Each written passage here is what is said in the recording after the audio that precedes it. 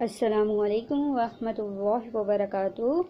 نحمدہ و نصلی علی رسولہ الکریم، اما بعد فاعوذ باللہ من الشیطان الرجیم، بسم اللہ الرحمن الرحیم۔ رب اشرح لی صدری ویسر لی امری واحلل عقدۃ من لسانی یفقہوا قولی، رب زدنی علما۔ شروع کرتے ہیں اپنا سبق نمبر 5۔ آج کی کلاس میں ہم نے پڑھنا ہے میم ساکن اور مشدد کے قواعد۔ تو شروع کرتے ہیں، میم ساکن کیا ہوتا ہے اور میم مشدد کیا ہوتا ہے۔ میم ساکن وہ ہوتا ہے جس پہ سکون ہو، اور میم مشدد جس پہ تشدید ہو۔ میم مشدد پر ہر حال میں غنہ ہوگا، اور غنہ کیا چیز ہے؟ غنہ ہے ناک میں آواز لے کے جانے کو غنہ کہتے ہیں۔ ناک میں آواز لے کے جائیں اس کو کیا کہتے ہیں؟ غنہ۔ غنہ کی مقدار ایک الف کے برابر ہے، جیسے عم وغیرہ۔ میم ساکن کے 3 قواعد ہیں، ان کے نام: نمبر 1 ادغام، نمبر 2 اخفاء، نمبر 3 اظہار۔ ادغام کیا ہے؟ ادغام لغوی معنی ہے داخل کرنا، یعنی کسی چیز کو کسی چیز کے اندر داخل کرنا۔ اصطلاحی تعریف کیا ہے اس کی؟ ایک حرف کو دوسرے حرف میں داخل کر کے اس طرح ادا کرنا کہ دونوں ایک ساتھ مشدد ادا ہوں۔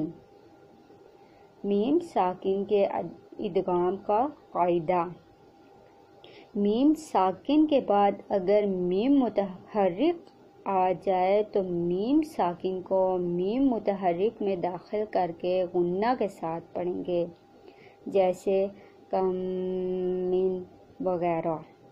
اسے ادغام شفوی کہتے ہیں۔ یہ تھا میم ساکن کے ادغام کا قاعدہ کہ اس کے لیے ہمیں کیا کرنا ہے۔ میم ساکن کے بعد اگر میم متحرک آ جائے تو میم ساکن کو میم متحرک میں داخل کر کے غنہ کے ساتھ پڑھیں گے۔ اب ہے اخفاء۔ یہ کیا ہے؟ اخفاء لغوی معنی ہے چھپانا، یعنی کسی چیز کو چھپا دینا۔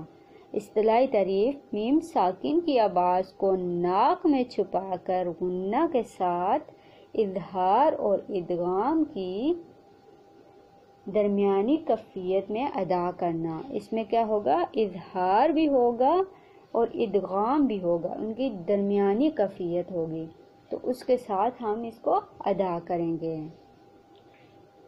میم ساکن پر اخفاء کا قاعدہ کیا ہے؟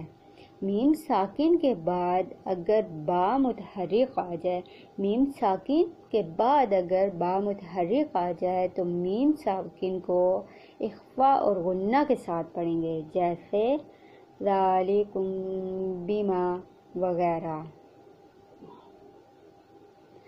اسے اخفاء شفوی کہتے ہیں۔ اخفاء شفوی کا طریقہ کیا ہے؟ میم ساکن کو ادا کرتے وقت دونوں ہونٹوں کے خشکی والے حصے کو بڑی نرمی سے ملا کر خیشوم سے ایک الف کے برابر غنہ کے ساتھ ادا کیا جائے، پھر دونوں ہونٹوں کے کھلنے سے پہلے ہی تری والے حصے کو سختی سے ملا کر با کو ادا کیا جائے۔ یہ تھا اخفاء شفوی کا طریقہ۔ اب دیکھتے ہیں نمبر 3 پہ ہے اظہار۔ اظہار کیا چیز ہے؟ اظہار لغوی معنی ہے ظاہر کرنا۔ اصطلاحی تعریف: میم ساکن کو اس کے مخرج سے تمام صفات کے ساتھ غنہ کے بغیر ادا کرنا، یعنی اظہار میں چیز ظاہر ہوگی اور اس میں غنہ بھی نہیں ہوگا، غنہ کے بغیر ادا ہوگی۔ میم ساکن کے اظہار کا قاعدہ کیا ہے؟ میم ساکن کے بعد اگر با اور میم متحرک کے علاوہ کوئی اور حرف آ جائے تو میم ساکن پر اظہار ہوگا، یعنی غنہ نہیں ہوگا، جیسے علم، تعلم وغیرہ۔ اسے اظہار شفوی کہتے ہیں۔ کیا ہونا چاہیے؟ میم ساکن کے بعد اگر با اور میم متحرک کے علاوہ کوئی اور حرف آ جائے، با بھی نہ آئے اور میم متحرک بھی نہ آئے، کیونکہ ان دونوں کا قاعدہ ہم پیچھے پڑھ چکے ہیں۔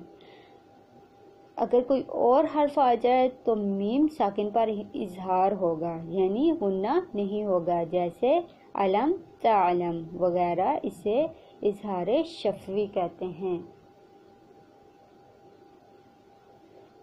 تو آج کے لیے اتنا ہی۔ آج کی کلاس میں ہم نے پڑھا میم ساکن اور مشدد کے قواعد۔ ملتے ہیں اگلی کلاس کے ساتھ۔ بارک اللہ فیکم، جزاکم اللہ خیرا کثیرا، السلام علیکم ورحمۃ اللہ وبرکاتہ۔